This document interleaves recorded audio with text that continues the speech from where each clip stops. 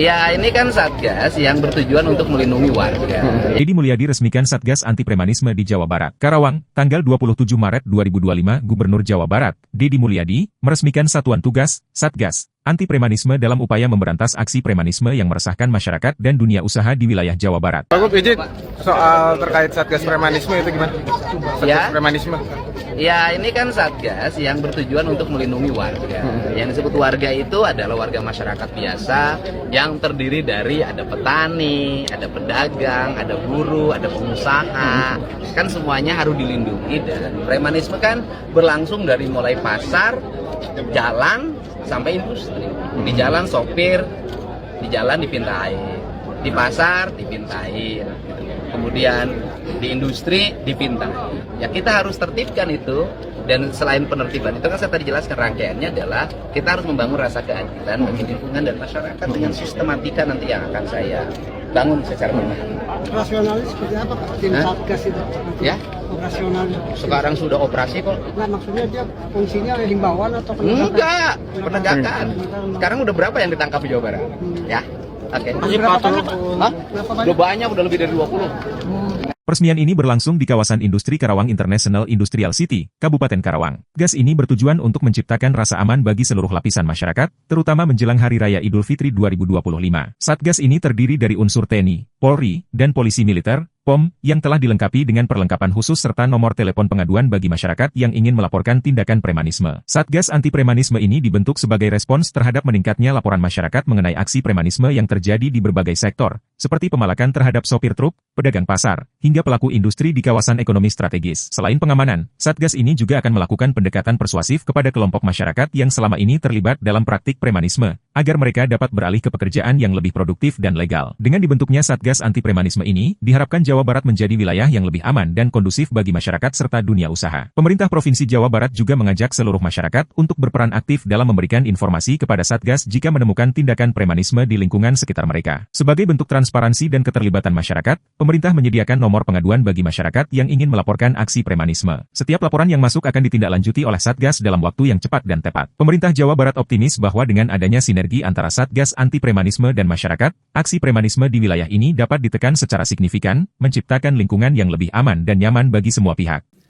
Hari ini kita berkomitmen bersama, tidak boleh ada lagi yang ecek-ecek, remeh-temeh.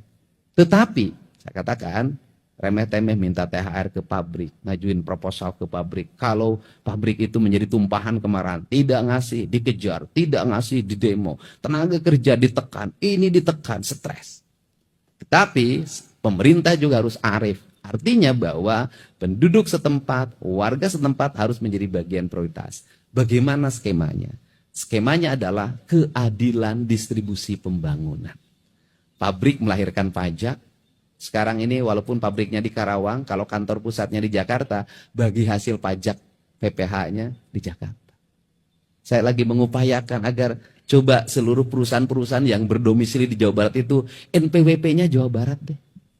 Setelah itu, mobil yang beredar di lingkungan pabrik ini, mobil bus segala macam, truk, semuanya Jakarta.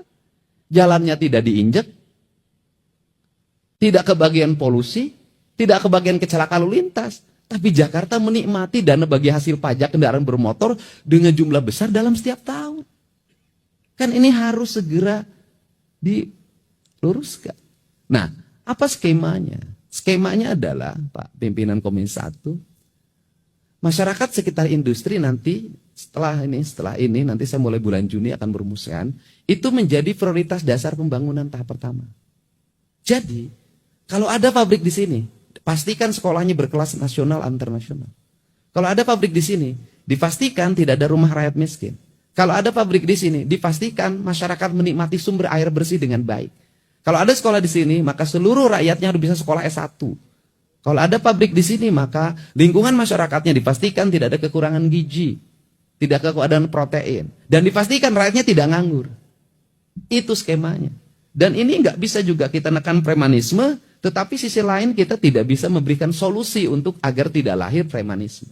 Karena cara kerja saya adalah cara kerja selalu mencari akar masalah. Misalnya kalau saya tuh ke Pak Kapolda, kenapa di Garut macet? Saya tidak sibuk ketika nanti macet. Tapi apa penyebabnya? Supir angkot, ojek, tukang beca, usir ando. Bagaimana kalau diliburkan? Harus ada duit. Ya kita cari dong duitnya. Kenapa?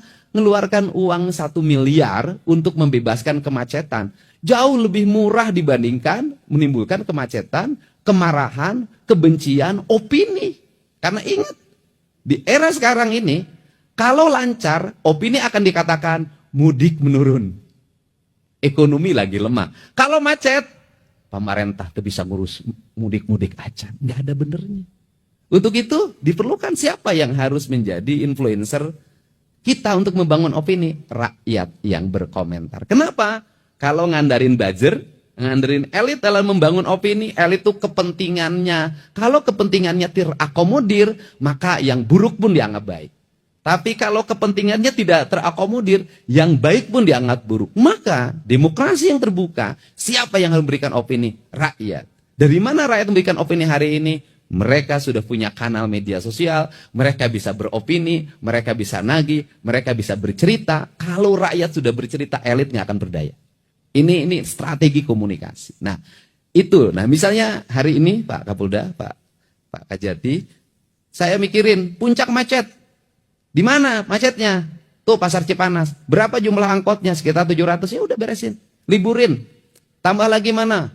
Bogor. Berapa titik? Kata Pak Kapolda, 3 titik. Berapa kurang lebih? Sekitar 800 atau 900. Ya kita beresin. Liburkan mereka. Jangan hanya kita yang suka libur. Mereka juga harus libur. Bernikmati bersama keluarganya di rumah. Uangnya ada. Mereka akan ngomong, mah, poi ieu mah urang teh pre teu kudu narik. Alhamdulillah setahun boga saminggu, boga 14 poe. Teu narik tapi duit boga. Mereka akan ngomong, benernya pemerintah teh bagir. Itu akan jadi opini yang ikhlas. Dan itu akan jadi doa. Nah, ini yang akan dibuat kerangka kerja ini. Dan sehingga siklusnya nanti kita berjalan. Dan pembelajaran yang tahun sekarang itu akan menjadi pembelajaran untuk tahun depan. Sehingga penyusunan anggaran tahun depan harus memperhitungkan apa yang terjadi pada tahun ini. Sehingga siklus pemerintah itu makin sempurna perjalanannya. Untuk itu saya ucapkan terima kasih. Semoga kita semua mendapat perlindungan Allah Subhanahu wa Ta'ala. Dan hari ini juga saya mengucapkan terima kasih pada seluruh jajaran Polda Jabar, Polda Metro Jaya, Kodam 3 Siliwangi, Kodam Jaya, Kejaksaan Tinggi Jawa Barat, dan para kajari semuanya, para kasipidsus, kasipidum yang sudah bekerja dengan baik. Tiap malam saya selalu mendapat laporan, karena Pak Kapolda izin saya berakses langsung dengan para kasat serse. Laporan tentang, iya ditangkap, iya ditangkap, iya ditangkap. Tepira, satu sopir harus bayar ke dia 50.000, satu truk. Tiap bulan dia duduk begini, bisa kegaji 40 sampai 50 juta, cuman jualan karcis. Tepira, satu titik, berapa titik? Nah, kalau ini dibersihkan, nanti di Jawa Barat menikmati jalannya mulus, rumah-rumah rakyatnya halus, listriknya menyala, terang, petugasnya ada dalam setiap sudut, masyarakatnya nyaman. Opini akan terbangun sendiri nanti bahwa Jawa Barat adalah provinsi yang paling ramah investasi. Tapi investasinya adalah investasi yang sesungguhnya yang melahirkan regulasi ekonomi. Karena apa? Kelemahan di Jawa Barat, urang Jawa Barat teh babari kaolo. Babari katipu, sehingga di Jawa Barat itu banyak sekali korban investasi bodong, kan gitu. Itu yang terjadi.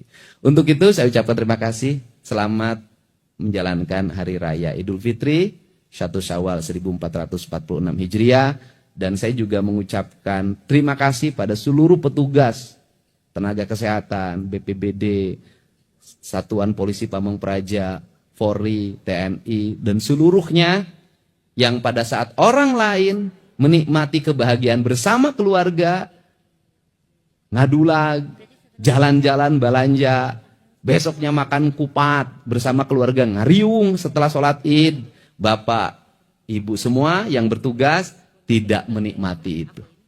Ada panona selalu melihat ke setiap sudut, takut ada kemacetan, takut ada kejahatan, dan itu menurut saya ibadah terbesar yang dilakukan oleh seorang aparat. Jangan lupa like, komen, share dan subscribe Komplek Viral untuk berita viral lainnya.